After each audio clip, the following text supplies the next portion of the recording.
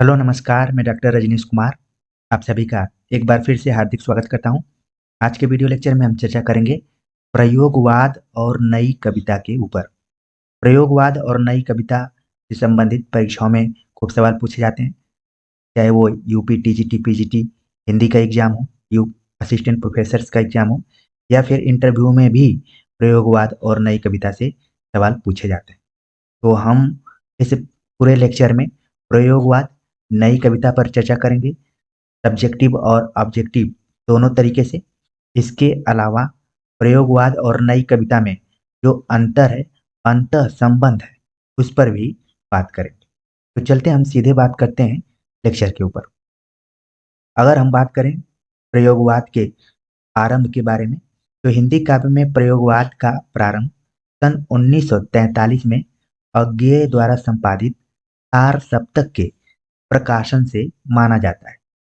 तो यहाँ पर आपको ध्यान में रखना है कि प्रयोगवाद का जो समय है, उसकी शुरुआत 1943 में अज्ञेय के माध्यम से उनके द्वारा संपादित तार सप्तक। ये भी जितने भी पॉइंट्स पर हमने टिक लगाया है, सभी परीक्षा के दृष्टिकोण से इम्पोर्टेंट है। अब प्रयोगवाद क्या है? इसके अंतर्गत कविताएं नए बोध, संवेदनाओं तथा शिल्पगत चमत्कारों के साथ सामने आई। उन कविताओं के लिए प्रयोगवाद शब्द रूढ़ हो गया। यानी कि प्रयोगवाद शब्द में ही छिपा हुआ है कि इसमें प्रयोग को प्राथमिकता दी गई थी, चाहे वो भावबोध के स्तर पर हो, संवेदनाओं के स्तर पर हो या फिर शिल्प के स्तर पर। जहाँ भी प्रयोग किया गया तो उसे हम प्रयोगवाद के नाम से जानते हैं। वैसे प्रयोगवाद शब्द भ्रामक है। इससे यह आशय कभी भी नहीं निकलता कि कविताओं में नए नए प्रयोग करना ही कवियों का प्रमुख उद्देश्य है। अगर हम प्रयोग की बात करें तो जितने भी हिंदी साहित्य पढ़ेंगे, खासतौर से हिंदी साहित्य का दूसरा इतिहास में प्रयोगशील और प्रयोगवादी दोनों कवियों में अंतर स्पष्ट करने की कोशिश की गई है, ठीक वैसे ही जैसे प्रगतिशील और प्रगतिवादी कवियों में करने का प्रयास किया गया है। तो आप देखेंगे कि आदिकाल से लेकर आधुनिक काल तक सभी कालखंडों में कुछ न कुछ कवियों द्वारा अपने काव्य में प्रयोग किया ही गया है। लेकिन एक खास समयावधि, यानी कि 1943 से लेकर 1951 के बीच का जो समय रहा है, उसको प्रयोगवाद का नाम दिया गया और ये कहा गया कि इसमें जितने भी कवि शामिल हैं, सब नए भावबोध, संवेदनाओं और शिल्पगत अ, चमत्कार के लिए प्रयोग करते रहे। ठीक है, तो इस पे और चीजें आगे क्लियर होंगी। अज्ञेय जी ने प्रयोगवाद को जब आरोप लगने लगा कि खाली इसमें प्रयोग किया जा रहा है, तो उन्होंने इसको स्पष्ट किया और कहा कि प्रयोग अपने आप में इष्ट नहीं है, वरन वह साधन है, दोहरा साधन है। एक तो वह उस सत्य को जानने का साधन है जिसे कवि प्रेषित करता है, दूसरे वह उस प्रेषण क्रिया को और उसके साधनों को जानने का साधन है। अगर आप इंटरव्यू में जाएंगे तो कई बार इंटरव्यूअर आपसे पूछ देता है कि प्रयोगवाद में जो प्रयोग शब्द है, ये साधन है या फिर साध्य है। ठीक है, तो आपको अब क्लियर हो जाना चाहिए कि अज्ञेय ने कहा कि वो साधन है, साध्य नहीं है। ठीक है, प्रयोग अपने आप में इष्ट नहीं है, वरन वह साधन है और दोहरा साधन है सत्य की प्राप्ति और कवि जो कहना चाहता है उसको, और उस प्रेषण क्रिया को प्रस्तुत करने का एक माध्यम है, जानने का साधन है। इस समय के कवियों यानी कि प्रयोगवाद के कवियों के दृष्टिकोण और कथ्य एक ही प्रकार के नहीं है, बल्कि उसमें क्या है, भिन्न भिन्न। प्रयोगवादी कविताओं में रासानुमुख मध्यवर्गीय समाज के जीवन का चित्रण है। तो इसको आपको ध्यान में रखना पड़ेगा। कई बार प्रवृत्ति के आधार पर सवाल पूछ लिया जाता है कि निम्नलिखित में से प्रयोगवादी कविताओं की प्रवृत्ति है या फिर नहीं है। तो रासानुमुख मध्यवर्गीय समाज का चित्रण किया गया है प्रयोगवादी कवियों में की कविताओं में। इससे पहले आप देखेंगे जो प्रगतिवाद रहा, तो वहां पर किसान, मजदूर, प्रकृति इत्यादि को ध्यान में रखा गया था। लेकिन जैसे ही प्रयोगवाद शुरू हुआ तो मध्यवर्गीय समाज को केंद्र में रखा गया, उसके जीवन को चित्रित किया गया है। तो इस प्रवृत्ति को ध्यान में रखें। जैसा कि हमने अभी तार सप्तक के बारे में बात किया कि 1943 में अज्ञेय ने संपादित किया और वहीं से प्रयोगवाद की शुरुआत हुई थी। तो जब भी हम प्रयोगवाद और नई कविता दोनों की बात करेंगे तो उसमें 3 सप्तकों की चर्चा की जाती है। तो यहाँ पर आप देख रहे हैं कि 3 ही सप्तकों को लिखा गया है, इसीलिए क्योंकि 3 सप्तक इसमें शामिल हैं।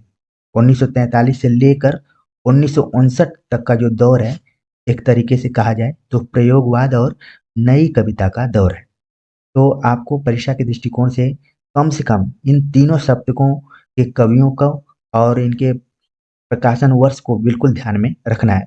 इस पर हमने अलग से भी वीडियो लेक्चर बनाया है, जिसको कि हम कम जो इनबॉक्स है उसमें दे देंगे, या फिर आप लोगों ने पहले देख भी लिया होगा, उसका प्लेलिस्ट भी है। तो तार सप्तक जो कि 1943 में प्रकाशित हुआ, 7 कवि हैं इसमें। नेमीचंद जैन, मुक्ति बोध, भारत भूषण अग्रवाल, प्रभाकर माचवे, गिरिजा कुमार माथुर, रामविलास शर्मा और अज्ञेय।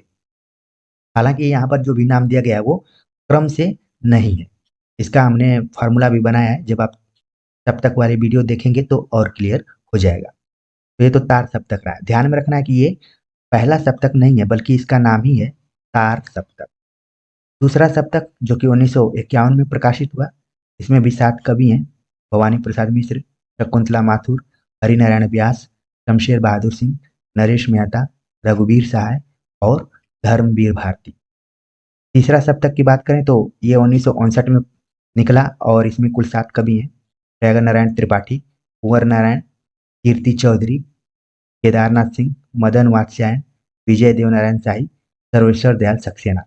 तो जितना भी यहाँ पर जिक्र किया गया है सप्तकों को लेकर, उनसे संबंधित कवियों से सवाल आता ही आता है। किसी भी एग्जाम में जाएंगे सप्तक से संबंधित 2-3 सवाल रहते हैं। तो उम्मीद है कि इसको आप ध्यान में रखेंगे। आगे चर्चा करें तो प्रयोगवादी कवि यथार्थवादी हैं। वे भावुकता के स्थान पर ठोस बौद्धिकता को स्वीकार करते हैं। वे कवि मध्यवर्गीय व्यक्ति के जीवन की समस्त जड़ता, कुंठा, अनास्था, पराजय और मानसिक संघर्ष के सत्य को बड़ी बौद्धिकता के साथ उद्घाटित करते हैं या प्रस्तुत करते हैं। तो ये किसकी तुलना में, इसके पहले की जो प्रवृत्ति है वो प्रगतिवाद है, और उसके पहले क्या है, छायावाद है। तो उसके बरक्स में ये प्रयोगवादी जो कविताएं हैं उसमें यथार्थ ज्यादा है, बौद्धिकता भी है, मध्यवर्गीय जीवन का चित्रण किया गया है, और उस मध्यवर्गीय जीवन में जो खास विशेषताएं जैसे जड़ता, कुंठा, अनास्था, पराजय और मानसिक संघर्ष को बड़ा ही बौद्धिक तरीके से प्रस्तुत किया गया है। छायावादी कवियों की तुलना में प्रयोगवादी धारा के कवियों ने दमित यौन वासना के नग्न रूप को प्रस्तुत किया है, यानी कि एकदम यथार्थ तरीके से प्रस्तुत किया है। जो दमित यौन वासना है उसको, जो मन में था, उसको इन्होंने बाहर निकालने की कोशिश किया है। लघु मानव को उसकी समस्त हीनता और महत्ता के साथ के संदर्भ में प्रस्तुत करके प्रयोगवादी कविता ने उसके प्रति सहानुभूतिपूर्ण दृष्टि से सोचने के लिए एक नया रास्ता खोला है। अब हो सकता है आपसे सवाल पूछा जाए कि किस कविता के अंतर्गत लघु मानव की चर्चा की गई है। तो यहाँ पर आप देख रहे हैं, आप कह सकते हैं कि प्रयोगवादी कविताओं के दौर में लघु मानव जैसी बात की जा रही थी।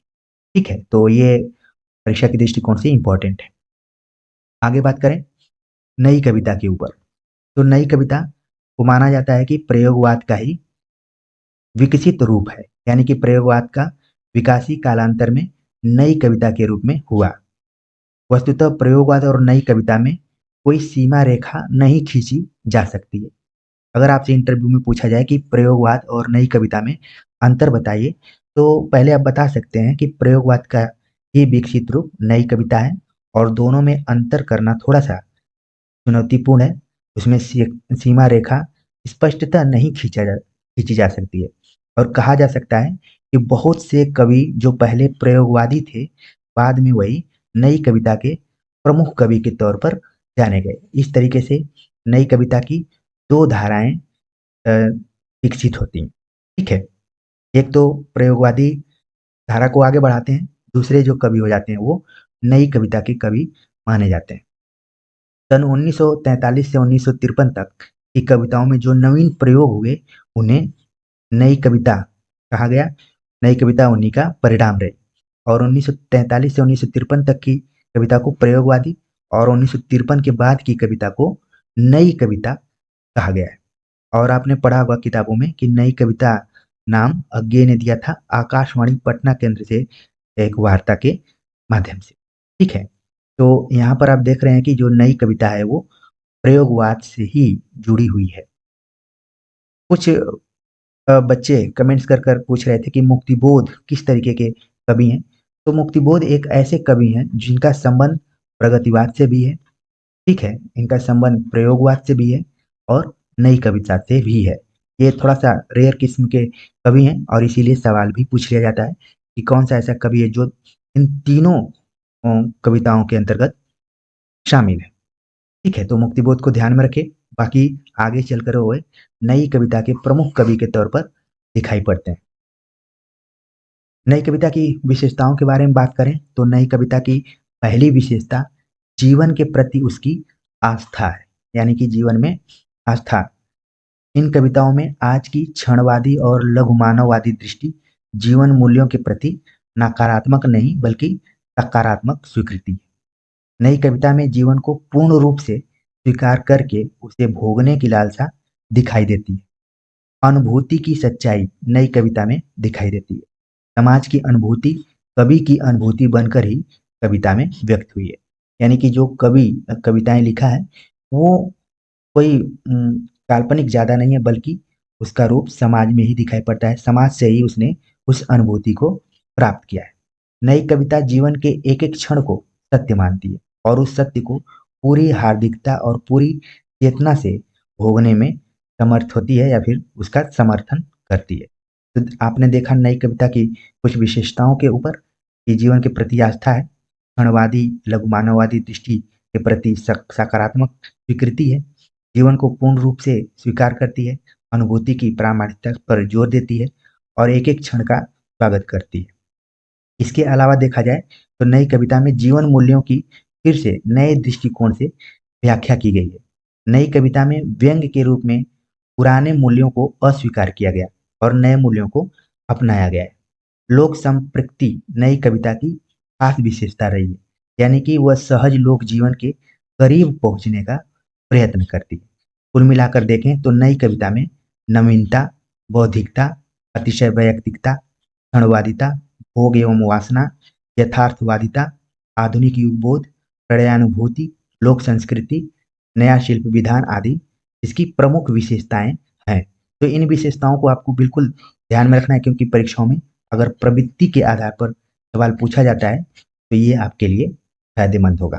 ठीक है, आगे बात करें तो प्रयोगवाद एवं नई कविता जैसा कि शुरू में बताया गया कि एक दूसरे से मिलती जुलती हैं, इनको अलग करना मुश्किल है। तो शुरुआत प्रयोगवाद से करें तो कुछ कवि हैं जिनका संबंध सप्तक से भी है और उनको परीक्षा के दृष्टिकोण से हमें ध्यान में रखना चाहिए। उसमें है अज्ञेय। अज्ञेय का पूरा नाम पूछ लिया जाता है सच्चिदानंद हीरानंद वात्स्यायन अज्ञेय। इनका जन्म 1911 और निधन 1987 में हुआ। कसया देवरिया में इनका जन्म हुआ था। हालांकि देवरिया में बहुत ज़्यादा ये नहीं रहे। इनके पिताजी नौकरी करते थे खनन विभाग में, खासकर से पुरातत्व विभाग में। तो इनका जो जीवन रहा है थोड़ा सा अस्थिर रहा है। ठीक है, हालांकि इनका जन्म कहाँ हुआ? देवरिया में। इसका पूरा नाम आपने देख लिया। इनका जीवन यायावरी और क्रांतिकारी रहा है जैसा कि हमने बताया। उन्होंने यानी अज्ञे ने दिनमान और प्रतीक का कुशलता पूर्वक संपादन किया। तो दिनमान कई बार परीक्षाओं में पूछ लिया जाता है और प्रतीक के संपादक कौन है? तो अज्ञे हैं। इसके अलावा तार सप्तक, दूसरा सप्तक, तीसरा सप्तक और चौथा सप्तक का इन्होंने संपादन किया। साथ में रूपाम्बरा का भी इन्होंने संपादन किया है। इनकी काव्य कृतियों के बारे में चर्चा करें तो अज्ञे की कविताओं में हरी घास पर क्षण भर, बावरा अयरी, इंद्रधनुष रौदे हुए, हरि वो करुणा प्रभामय, आंगन के पार द्वार, कितनी नावों में कितनी बार, सागर मुद्रा, महावृक्ष के नीचे, क्योंकि मैं उसे जानता हूँ, नदी की बांक पर छाया, असाध्य बीड़ा, इत्यलम। ये प्रमुख काव्य कृतियां हैं और परीक्षा के दृष्टिकोण से ये सभी काव्य कृतियां इंपॉर्टेंट हैं। अब जितना भी यहाँ पर आपने नाम देखा है, अगर आपने प्रीवियस ईयर क्वेश्चंस बुक को सॉल्व किया होगा तो जरूर इन रचनाओं को आप देख चुके होंगे, परिचित होंगे। तो ये थे अज्ञे थे। अब आगे बात करते हैं प्रमुख कवि के ऊपर जो कि गिरजा कुमार माथुर हैं। इनका जन्म मध्य प्रदेश में हुआ सन 1919 ईस्वी में। माथुर में प्रयोग और संवेदना का बहुत सुंदर सामंजस्य है। तो इनका संबंध प्रयोगवाद से तो है ही, और इन्होंने अपनी कविता के केंद्र में प्रयोग और संवेदना को मिश्रित किया है। कवि ने छंद, भाषा और बिंब विधान सभी प्रयोग किए हैं। इनकी काव्य कृतियों के बारे में चर्चा करें तो मंजीर, नाश और निर्माण, धूप के धान, साक्षी रहे वर्तमान, भीतरी नदी की यात्रा, खिला पंख चमकीले, आया मत छूना मन, पृथ्वी कल्प, कल्पांतर महत्वपूर्ण है। और इन सभी को आप बिल्कुल ध्यान में रखिए, परीक्षा के दृष्टिकोण से एकदम से इंपॉर्टेंट ये सब फैक्ट्स हैं। चार सप्तक में व्यक्तिगत अनुभूतियां हैं तो नाश और निर्माण, धूप के धान, चिला पंख चमकीले में सामाजिक जीवन की अनुभूतियां और यथार्थ उभरते गए हैं। तो ध्यान में रखिए कि गिरिजा कुमार माथुर जो है एक तरफ प्रयोगवादी कवि हैं, दूसरे तरफ इन्होंने सामाजिक जीवन की अनुभूतियों को भी यथार्थ तरीके से अपनी कविताओं में रखा है। ठीक है, आगे चर्चा करते हैं गजानन माधव मुक्तिबोध के ऊपर। इनका जन्म 1917 में और निधन 1964 में हुआ। ग्वालियर के एक कस्बे में का जन्म हुआ था। मुक्तिबोध एक ऐसे कवि हैं जिनका अनुभव जगत बहुत व्यापक है। जीवन के विभिन्न दृष्टिकोणों को लेकर विकसित होने वाली नई कविता के अग्रज कवियों में सच्चे अर्थों में मुक्तिबोध ही है। ठीक है, जैसा कि हमने पहले भी बताया कि इनका संबंध प्रगतिवाद, प्रयोगवाद और नई कविता से है, लेकिन आगे चलकर नई कविता के अग्रज कवियों में इनको शामिल किया जाता है। इनकी सबसे बड़ी जो शक्ति है वो है लोक परिवेश से गहरी संपृक्ति तथा जनजीवन में विश्वास। इनकी काव्य रचनाओं के बारे में बात करें तो चाँद का मुंह टेढ़ा, भूरी भूरी खाक धूल इनकी कविता संग्रह है। तो ये दोनों परीक्षा के दृष्टिकोण से इंपॉर्टेंट है। बाकी अंधेरे में जैसी कविता से आप सभी परिचित ही होंगे। तो यहाँ पर उन्हीं पॉइंट्स को ज़्यादा हाईलाइट किया जा रहा है जो कि आपको कम समय में महत्वपूर्ण तरीके से ध्यान में रखना है। आगे चर्चा करें भवानी प्रसाद मिश्र के ऊपर। तो ये सहज संवेदना के कवि के तौर पर जाने जाते हैं। कवि की संवेदना कहीं तो बहुत सूक्ष्म है और आत्मगत है तो कहीं बहुत प्रत्यक्ष है। इनकी काव्य रचनाओं के बारे में बात करें तो कमल के फूल, वाणी की दीनता, टूटने का सुख, सतपुड़ा के जंगल, सन्नाटा, गीत फरोश, चकित है दुख, अंधेरी कविताएं, गांधी पंचशती, बुनी हुई रस्सी इंपॉर्टेंट है। तो जितनी रचनाओं का हमने नाम लिया है प्रीवियस ईयर्स क्वेश्चन पेपर में आप जरूर इन रचनाओं को देखे होंगे और तुरंत याद आ गया होगा कि ये भवानी प्रसाद मिश्र की रचनाएं हैं। ठीक है, आगे और महत्वपूर्ण कवियों के बारे में बात करें तो शमशेर बहादुर सिंह का नाम आता है, जिनका जन्म 1911 में देहरादून में हुआ और ये व्यक्तिवादी और रोमानी कवि माने जाते हैं। अगर प्रयोगवादी कवियों के तौर पर देखा जाए तो उनकी अधिकांश कविताओं का स्वर कुंठित प्रेम का है। ठीक है, और बिंब के लिए ये जाने जाते हैं शमशेर बहादुर सिंह। इनकी रचनाएं दूसरा सप्तक में संकलित कविताएं हैं। चुका भी नहीं हूं मैं, कितने पास अपने काल, काल तुझसे होड़ मेरी, बात बोलेगी हम नहीं उदिता। ये इनकी इम्पोर्टेंट कविताएं। शमशेर बहादुर सिंह से कई बार सवाल पूछ लिया जाता है कि किस सप्तक से जुड़े हुए हैं, तो इसको भी आपको ध्यान में रखना है। ये दूसरा सप्तक में है, जबकि आपने इसके पहले तीनों सप्तकों को देख लिया होगा। आगे चर्चा करते हैं धर्मवीर भारती के ऊपर। इनका जन्म 1926 में इलाहाबाद में हुआ। ये धर्मयुग के संपादक थे। भारती जी में आदिम गंध की तड़प और लोक जीवन की रूमानी छवि की पकड़ है, इसीलिए इनकी कविताएं गीतात्मक है। इनकी कविताओं में लोक परिवेश की मस्ती और उल्लास के स्थान पर उदासी और सूनापन ही अधिक उभरता है। तो धर्मवीर भारती की कविताएं थोड़ी सी डिफरेंट तरीके की हैं और इनके बारे में भी पूछा जाता है कि ये किस सप्तक से जुड़े हुए हैं, तो बिल्कुल ध्यान में रखिए। अगर इनकी काव्य कृतियों के बारे में बात करें तो अंधायुग, अनुप्रिया, सात गीत वर्ष, झंडालोहा, देशांतर।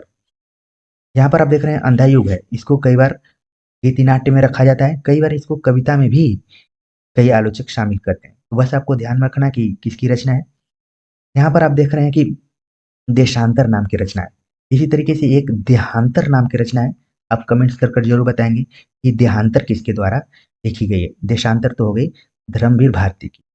ठीक है, चलिए आगे बात करते हैं कि नई कविता और प्रयोगवाद में क्या अंतर है। तो सबसे पहले हम देखते हैं कि प्रयोगवाद में माना गया है कि राहों के अन्वेषण की प्रक्रिया है, अभी ये कभी किसी सत्य तक पहुंचे नहीं है। जैसा कि अज्ञे ने लिखा था कि प्रयोग हम साधन के लिए कर रहे हैं और सत्य की खोज तक पहुंचने का प्रयास है। जबकि नई कविता में क्या है, सत्य की पहचान हो चुकी है। प्रयोगवाद में व्यक्ति का महत्व बहुत अधिक है। व्यक्ति की स्वाधीनता हेतु विद्रोह का भी भाव दिखाई पड़ता है। जबकि नई कविता में व्यक्ति का महत्व यहाँ भी कम नहीं है, किंतु व्यक्ति समाज में संतुलन की चेष्टा अधिक दिखाई पड़ती है।